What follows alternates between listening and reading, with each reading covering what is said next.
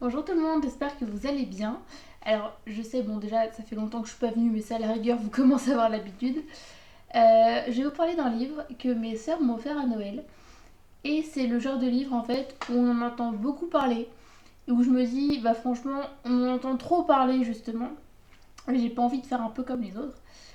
Mais elles m'ont offert ce livre-là.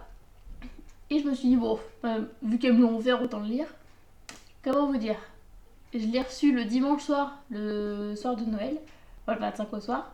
Je l'ai fini le mardi soir, je crois, et encore parce que je devais bosser entre temps. Il s'agit de Tout le bleu du ciel de Melissa d'Acosta. Honnêtement, ce livre, je l'ai tellement vu, je me suis dit c'est bon. Bon, c'est un pavé, alors ça aurait dû me convaincre, mais je me suis dit, oh, la flemme. Et en fait, je l'ai lu à une vitesse, même moi, je m'y attendais pas.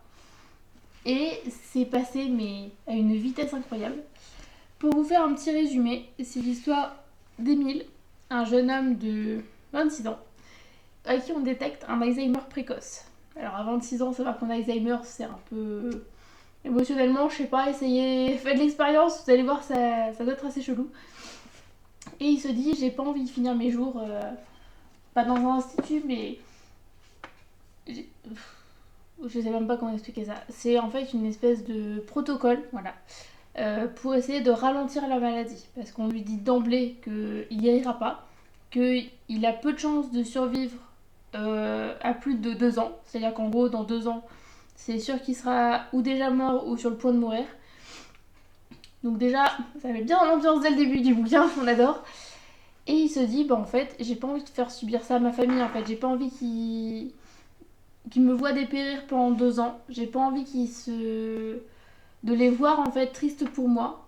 Donc ce que je vais faire, c'est qu'en gros, je prends mon sac à dos, je prends une caravane, enfin une caravane, un camping-car, je crois. Camping-car. Ouais, camping-car. En fait, il achète un camping-car d'occasion et il met une petite annonce sur un site style Le Bon Coin ou un truc comme ça. Comme quoi, il cherche un compagnon de voyage. Il ne demande aucune expérience médicale parce qu'il ne veut pas être médicalisé. Enfin, il veut pas avoir d'assistance médicale ou ce genre de choses. Et il dit juste qu'en gros, le voyage va durer entre 1 an et 2 ans. Minimum 1 an, il me semble. Enfin, je crois que c'est ça. Je suis désolée, je regarde le résumé toutes les 5 minutes. En fait, voilà, il le décrit comme étant son ultime voyage. Parce que de toute façon, il sait très bien que il n'y en aura pas d'autres en fait de grands voyages comme ça. Et il tombe sur Joanne, qui a à peu près le même âge, qui a l'air un peu paumée. Et ensemble, ils vont commencer cet ultime voyage, comme il l'appelle.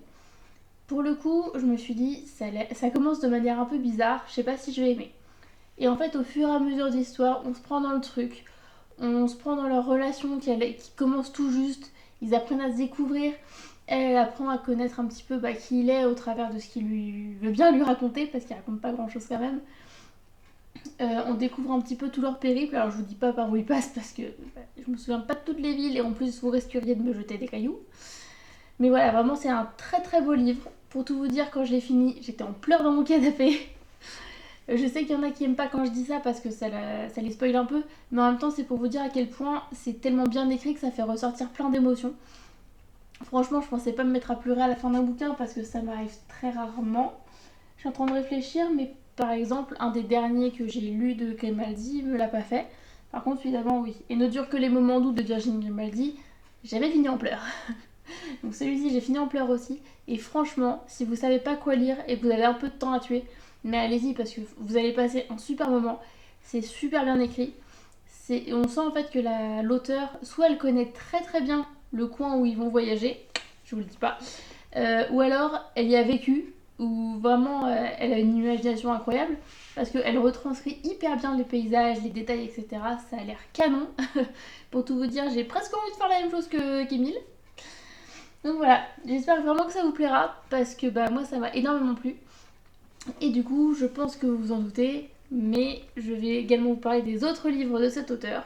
Mais là, on est presque à 5 minutes de vidéo, on va peut-être se calmer un peu. Voilà, c'est tout pour moi. Si vous voulez vous abonner, vous cliquez juste ici. Et pour voir une vidéo à peu près du même genre, je vous la mets juste en dessous. Attends, moi je fais des bisous et je vous dis à bientôt. Salut!